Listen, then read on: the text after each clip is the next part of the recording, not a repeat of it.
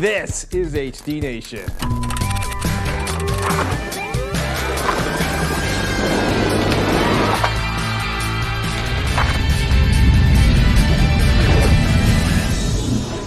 HD Nation. We've got a steady stream of email always coming in requesting we demonstrate the various HDTV settings that affect picture quality. I think this would be a good time for calibrating your display 101. Yeah, that would be a good one. We should definitely start with some basics first. Okay. And I'd say number one is you probably don't know the current condition of the TV in terms of has somebody else messed with it, have they changed specific settings. So it's always a good idea just to reset that thing. And some TVs provide a handy shortcut to reset everything. Yes. For example, newer Sony TVs can be fully reset by holding the up arrow on the remote and pushing the power on button on the TV itself. Cool. It just will suddenly display reset, and then it goes back to just like it was when you took it out of the box. Now, other TVs like Samsung have a more hidden way of doing that, but at the same point, just about every TV has a menu setting in the display settings that says reset everything. So that's what we're looking for. And since we are using a Blu-ray Disc player as the source device for our video, it's a good idea to make sure that it is also reset to its default settings, and we can always go back and tweak it if needed.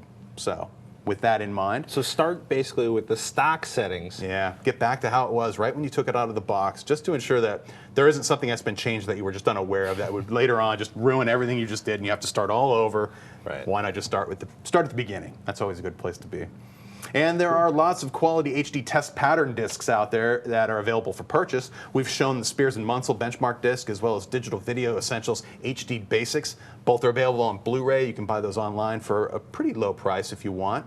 A good free alternative is the AVS HD 709 calibration disc. That's available for download on the spectracal.com website with more info and links provided on the related AV Science forum posting. And that's what's running right here. That's what we actually have running. This is a file you can download. It's available in a couple different formats. We're using one called AVC HD. That's a common HD camcorder format. And you burn that to a regular DVD, and it will play in most players. They actually have a chart on the AV forum where you can look through and see, oh, this is my player. This is the version I should probably use. We're using that Panasonic was it the 300 Blu-ray player that we showed off last week? I know it supports AVC HD, so we're using that disc with this player, and I think we're pretty good to go. I would then start by looking at the TV's picture settings.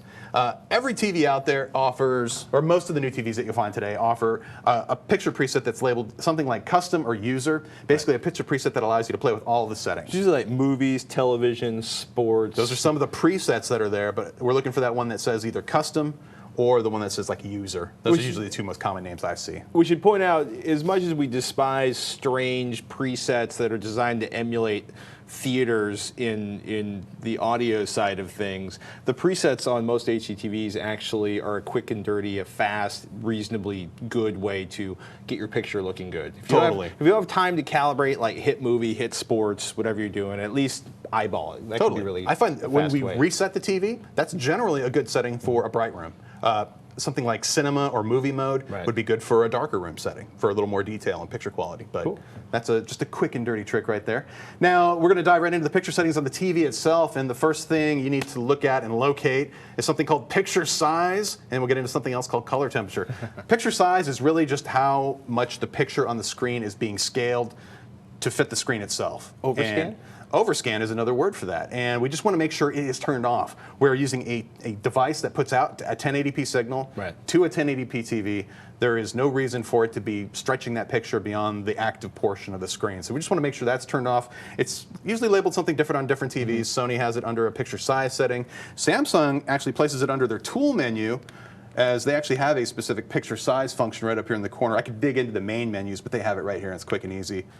And this, ta-da, is an example of an over-resolution / resolution, or overscan / resolution patterns and things like that. So yeah, it's crazy because of kind of a hangover from the old SD tube television broadcast days. They used to basically, the televisions would actually put the screen far beyond the edge of the tube or it was cable, and in HDTVs, because there's a one-to-one pixel mapping, you actually can find televisions that are set where just a huge chunk of the information coming from your Blu-ray player or your satellite or your cable TV is wasted because it's shoved off the edges for no reason. It's also really common in rear projection TVs because the edges might not be perfectly straight, so they'd rather just shine that projector a little bit bigger, hide those edges, and keep that unwanted artifact out of sight. Here on flat panel televisions like LCDs and plasmas, completely unnecessary, so turn that stuff off. If you notice the border, it's showing approximately about a 5% overscan right now, about 2.5% on each side. I'm just going to go in here and switch from the what should be, you think 16 by 9, oh, it should be showing 16 by 9. Samsung labels there something called Just Scan, and when I do that, suddenly, boom, I just regained 5% of the picture. The video picture, so the source device now is mapped one-to-one with the TV. And if I get rid of that, in the corner they actually have these single, double, triple pixel patterns that if they look perfect, then you know you've got one-to-one mapping. If you're seeing full detail in the finest of the line patterns here, you're going to be good to go. And you know you've got it right. That, and you can see all the borders around the edge. Cool. Done. We're getting the full picture, full 1080p onto a 1080p screen mapped one-to-one, just right. So once you've got it set, so you're actually just seeing every pixel from your content on your screen, it's time to start playing around with colors, or more accurately, color temperature, which you call the color of gray. Yeah, it might seem unintuitive, but video as we deliver it from discs is actually compressed in such a way where color is way more compressed, and the high resolution part's actually in black and white. And it's very important that that black and white portion of the signal be delivered. You know, there's a standard for what color of white is to be used for reproducing that picture. Technically, it's called something D65 or 6500 Kelvin. What we're trying to do is get the TV to be as close to that as possible. A couple of tricks, well, the rules of thumb really are you don't want white to be too blue, and you don't want it to be overly reddish either. You want it to be fairly neutral. Now, with a stepped grayscale pattern like we have up here, you can kind of get an overview of what the color of gray kind of is. This, to me, looks a little bit bluish. Compared to instead of perhaps a little more red. And just by adjusting the color temperature setting on the TV, which will probably require me to go into the picture menu itself, so I'm just going to dive into the picture menu real quick. In terms of everyone naming something a little bit different, color temperature setting on this particular TV is actually called color tone. It's at warm 2, which is, I think, the warmest it'll go. That means it's a little more reddish. Warm 1, and if I go any cooler than that, well, you can actually see it if I get rid of it, but turning it all the way up, that looks really blue to me. I definitely want it the other way around, so I'm going to go back and change that back too. It was already at warm 2. That looks like a good place to be, so I'm just going to leave it there. Now, having that warm picture color temperature and the picture size fixed, I'd also go through and make sure that things like video noise reduction are disabled as well. With Blu-ray movies, you really don't need to be adding any noise reduction to the picture. It's a clean source. For most sources you're going to be looking at, you really don't need to be adding noise reduction to anything because there is a possibility that you could lose detail. Now, at this point, we kind of have a solid start to everything. We've got our picture mapped properly. We've got the color temperature where we want it. Next week, we'll tackle the two most important and misunderstood picture settings, brightness and contrast. Last week, we walked you through the basics of getting your HDTV calibrated. Our top 3 tips for unscrewing your HD picture, from zeroing out the factory settings to getting your picture size and color temperature sorted. This week, part 2, we tackle the 2 most important and misunderstood picture settings, brightness and contrast. Indeed. Everybody thinks like, I've been doing brightness and contrast since like UHF when I was 7. I mean, it's not that simple. Not necessarily. It can be confusing, and the picture quality goals that we're looking at that we're going to try to achieve by adjusting contrast and brightness on a TV include we're trying to maximize the dynamic range of the picture, aka contrast. We're also going to try to minimize any potential distortions. This would apply for anything from CRTs on up to the latest flat panels. You can actually distort the picture in certain ways, either through color or through geometry if you end up cranking these controls one way or the other too far. Or, well, you always have me wondering, right? Because you get the contrast, you've got your moderately lit room, you get your contrast set, you set your brightness, you actually see that perhaps a movie is supposed to be darker than you ever realized because you're not watching on the blow my eyes out and get a suntan mode that comes from the factory store. So does if you set the flat panel up to adjust itself based on the brightness of the room, does that screw up your carefully calibrated settings? For LCD panels, typically what's going on is the backlight is just being reduced. It shouldn't change any of the detail that you see in the screen. Shouldn't, a big caveat there, but so just if it's all it's doing is just changing the backlight levels, you should be fine. On plasma displays, they might be doing other things as well, or actually on any type of display, but in plasmas in particular, you don't have a backlight system just turned down. You're actually turning down the intensity of all the pixels. That could change things, but it shouldn't. Those kind of adjustments, those automatic brightness setting modes or compensation modes usually don't affect picture quality as much as they don't detrimentally affect the picture quality. And I do recommend them for power savings, but that's probably a different topic altogether there. So Do we start with brightness or contrast? yeah, always start with brightness. And in most TVs I've looked at, the implementations I've seen, this is a poorly named setting because in fact it doesn't actually affect picture brightness whatsoever. But instead it controls the cutoff point for the picture's darkest details. If it's turned down too low, the subtle details in a picture, the darkest details will become indistinct. If we crank the brightness up too high, you're going to see that your blacks and dark grays are actually kind of washed out and it degrades picture contrast. So, and like you were mentioning about room lighting effects and perhaps a sensor on the TV, we're assuming that's turned off, but our ability to perceive dark detail for the human eye is actually, it's directly affected by room lighting. So before we make any adjustments, you want to ensure that the room lighting that the TV is in is typical for your viewing environment. Like, do you normally have all the lights on when you watch TV? Do you normally have 7,000 watt scoops blaring from the ceiling? Because it will change, especially the black level setup in terms of where we're going to set that, or in this case, brightness, what we're going to talk about. But make sure the TV's warmed up for about, say, 20 minutes, and do make sure that the lighting is typical, because if it's not, it'll look different, say, if the room's really dark, if you normally look at it when it's bright, or vice versa. Ta-da! Digging right in. Hey, the brightness setup, we're still using that AVS HD 709 disc. This is an HD test pattern disc that we talked about where you can download it. And with brightness, what we're going to do is pull up, arguably, the first test pattern on the basic settings portion of this disc. Let me just pull that up really quick. Now what we got here is black levels on a black background, obviously, but the grayscale steps are going from, say, level 25 all the way down to level 2. Now, where we need to have that cutoff is level 16. You want 16 to disappear, you want 17 to be visible. That's the whole argument. So I'll just exaggerate this by going in and cranking brightness way up. There, when I crank it up, it becomes very easy to see. A couple of things right off the bat. You're seeing all the levels all the way down. Right. If the players say we're not set up properly, or there's a setting in the TV, it might be, get off of there, brightness. It might be just clipping 16 down no matter what I do to brightness. So if that's the case, I would look into the settings on the player to make sure you're getting full range output before you make this adjustment. And you can definitely see, like, the blacks are gray, everything's blown out. It's definitely... Totally. You should not see anything below reference black. And as the movies are produced, for video we look at, there isn't any detail in there that you should be seeing anyway that is below reference black. So anyway, let me just turn down brightness.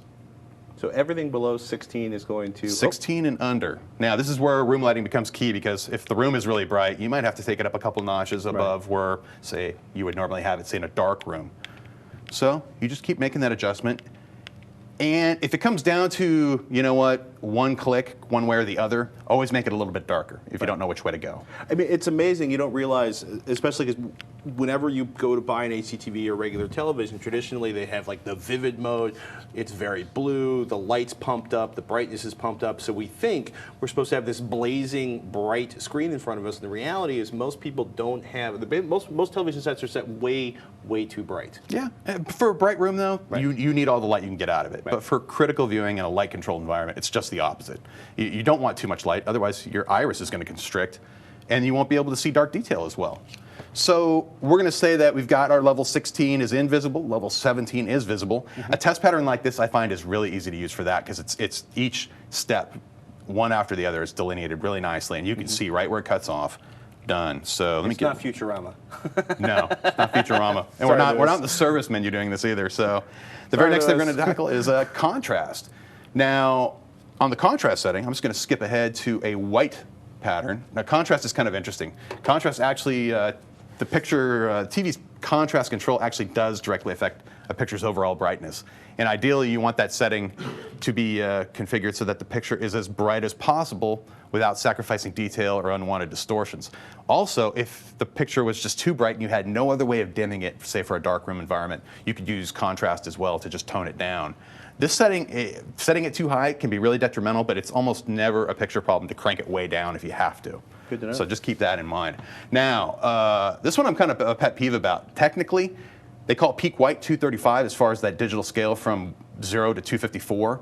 So technically, there shouldn't be information above 235, but there might be.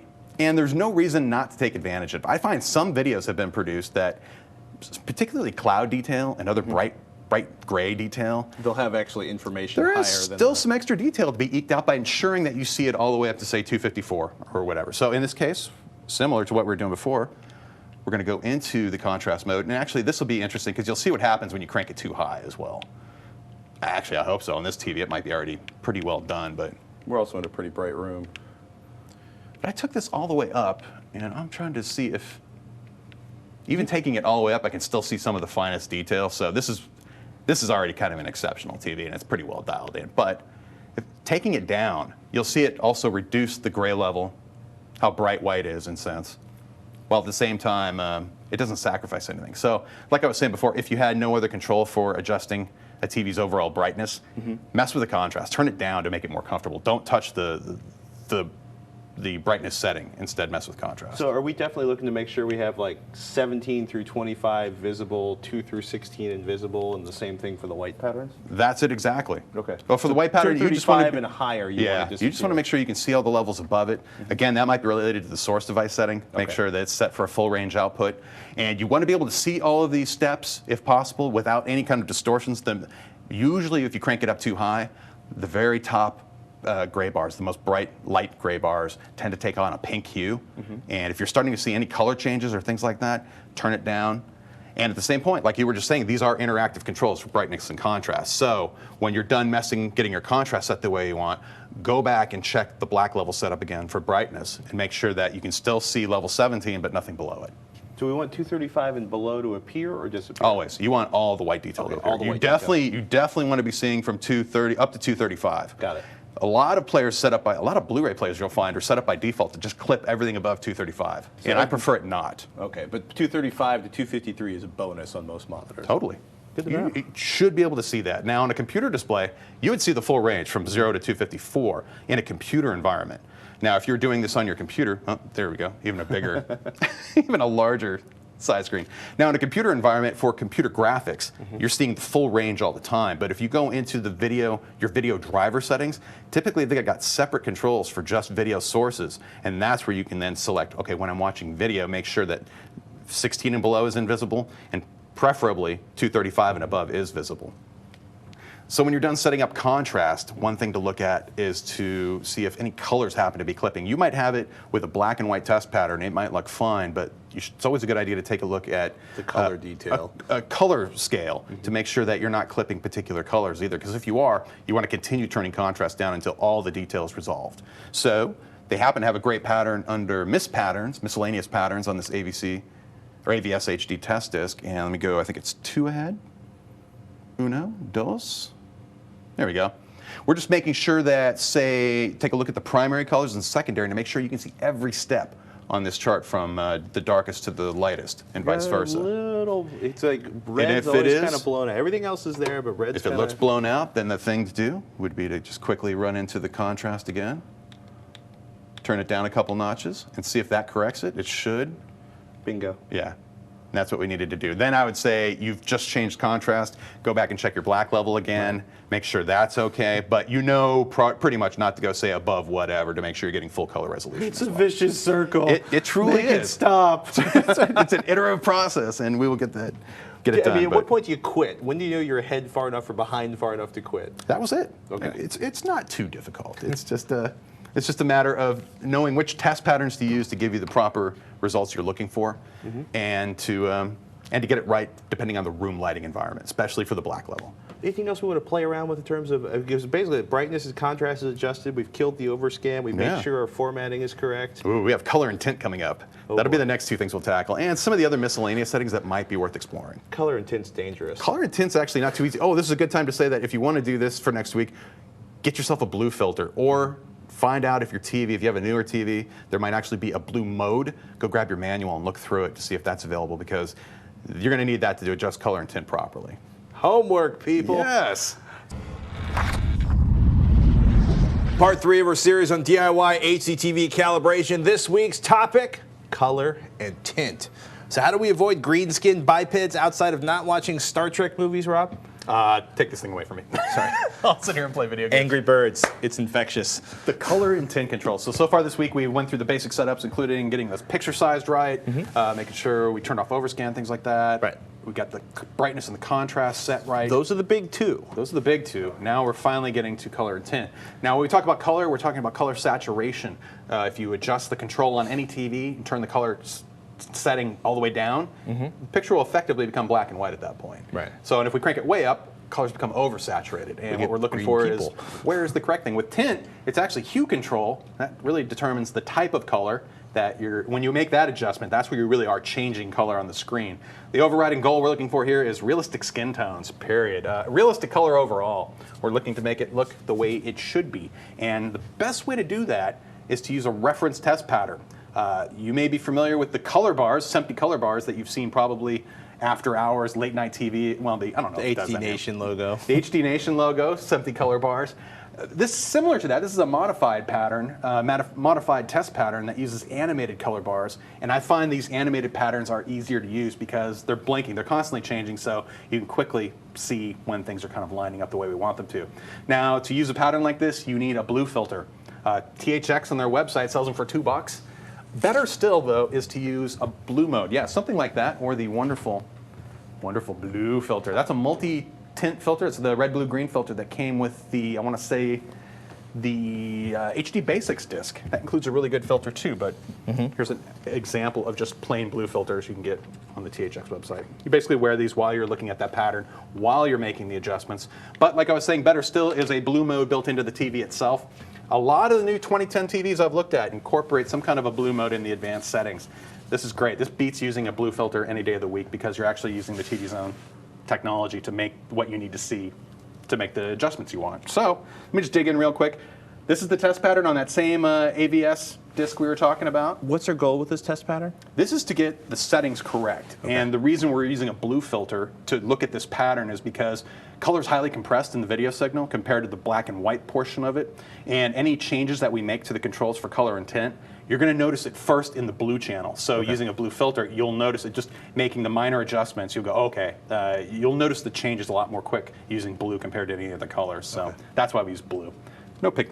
And this TV happens to have that wonderful blue mode I was talking about. So under picture options on this particular set, it'd be different for, your set, of course, but blue on, whoa, ta-da, exit.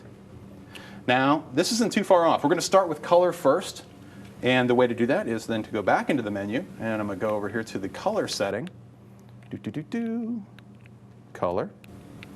Now, just to give an example, I'm going to crank it way up and down so you can see the changes. Particularly, just pay attention to color on the two outer bars, what would be blue and gray. And you can see where it's changing. You can see clearly there's a difference there. I'm going to go back the other way, and it'll basically invert. And the goal here is to make it so it effectively vanishes into the background. The animated portion should be no different from the bar that it's sitting in. So, and hopefully this is pretty close to the midpoint on this TV. So as we get closer to, say, I'm just eyeballing this now, I'd say that's pretty, I want to say 53 on this particular TV. It also helps too when you look at this pattern to squint a little bit, and it helps blend in the pattern so it makes it easier to see when it matches up. So now that we've got color set, we're going to go right to tint and do the same darn thing, but instead we're using the two inner bars, which happens to be the yellow and magenta bars, or magenta and cyan, excuse me. I find on most TVs nowadays, you shouldn't have to move the tint setting much at all. I find that usually it's at 50%, and they usually get that right from the factory. So it's odd that you would have to tweak it at all, say more than one or two spots. Let me get it closer until, I'm going to do a little squint while I'm staring at that until literally it all just sort of disappears. Look at that. On this TV, it happens to be right at 50%. The controls are also interactive between contrast and tint, like it was for brightness and contrast. So tweaking one, you might have to go back and tweak the Totally. other. And having this kind of a pattern up where everything's on the screen at once kind of makes that easy to see if that happens or not. When that's done, boom. Basically, we're going to go back to the menu, get out of blue mode, don't need it anymore. Now, this wouldn't be the best unless you're really familiar with how those colors should look on a SMPTE color bar pattern. Fire up again some content you're familiar with that has skin tones in it, and really take a look at how everything looks. Does grass look correct? Do people look right? Do colors that you expect on content you're familiar with, does it look the way you think it should? And it's really no more difficult than that. The tricky part is just having the blue filter, or better yet, that TV that has the blue mode built in. You do have to be careful, though, because if you've been watching a poorly adjusted television for years, you may have an entirely different expectation for what your favorite television or video programming, It's AC nice, though. programming Once is you get supposed to look color like. dialed in right, tint's usually always the midpoint, but when you get color dialed in right, it really can make a difference in even a modest TV. In terms of just producing a picture. It looks more natural, looks more like it should have, or as the director saw it when he was editing that sucker together in the studios. So We hope. simple. I think for next week we're going to hit sharpness and maybe one other setting. Sharpness is a setting I think a lot of people overlook, or Motion blur, my I think the nemesis people of view it. is. We are doing. I think we should do a whole separate segment just on the new TVs that feature smoothing effects for film content and Right. how to disable that if you don't like it, which apparently a lot of people don't. So. Ladies and gentlemen, part 4, possibly the concluding segment in Robert Heron's ultimate DIY self-home calibration HDTV Make It Better extravaganza. Dude, Yeah. sharpness. All about sharpness. All about sharpness. Yeah. This is on the free disc, the AVS HD disc we've been using. Not the ideal tool for setting sharpness. What is the ideal tool? No, something like a nice gray pattern you'll find on a lot of the test discs out there that have what they call like a black crosshatch pattern, kind of a mid-level gray with a nice thin black line. So usually different thicknesses of black lines, and you're basically looking at those lines. This pattern is usable, but it's definitely not ideal. And for adjusting sharpness, it really is one of the most misunderstood controls. What does sharpness actually do? You're basically adding information to the peak levels of the signal. You're basically also, if you turn it up too high, you're adding information that's not actually present in the video signal in terms of what you see. So really the overriding goal is to increase it as far as possible, but to the point where you don't introduce those unwanted artifacts. Basically, ringing, you'll see two main artifacts, something called ringing and something called basically, I think ringing is the majority of it. Although if there are other compression artifacts in a picture, if you're watching regular video with a lot of compression artifacts, increasing the sharpness too far will make those compression artifacts stand out even more. So what we're basically trying to do is, you don't want to turn it down too far because you don't want to soften the picture. You want all the detail you can get, but at the same point, take it too far and you're going to add stuff to the picture that shouldn't be there, and it can take problems in the picture, like I was saying, compression artifacts, and make them even more noticeable. Sort of the inverse of digital noise reduction. It can, exactly. So what are we looking at in the pattern here? So this is the resolution test pattern off of the AVS disc, and what we're going to look at basically, this is kind of a light gray background to this with the black lines on there, and essentially with that pattern showing, we'll then go into the settings on the TV. Whoops, picture controls.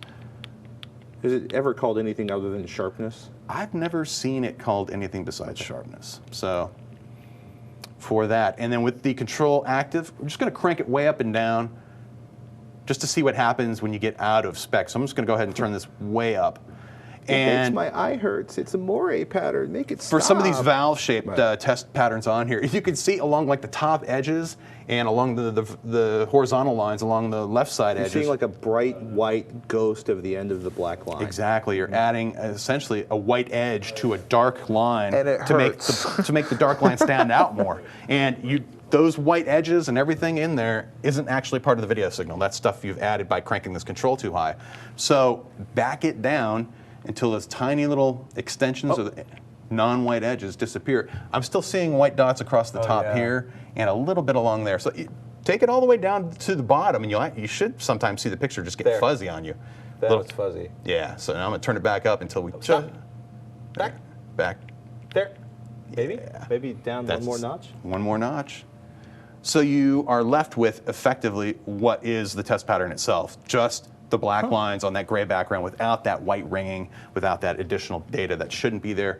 Again, you don't want to take it too low because you will make the picture get less sharp, and you want that extra detail.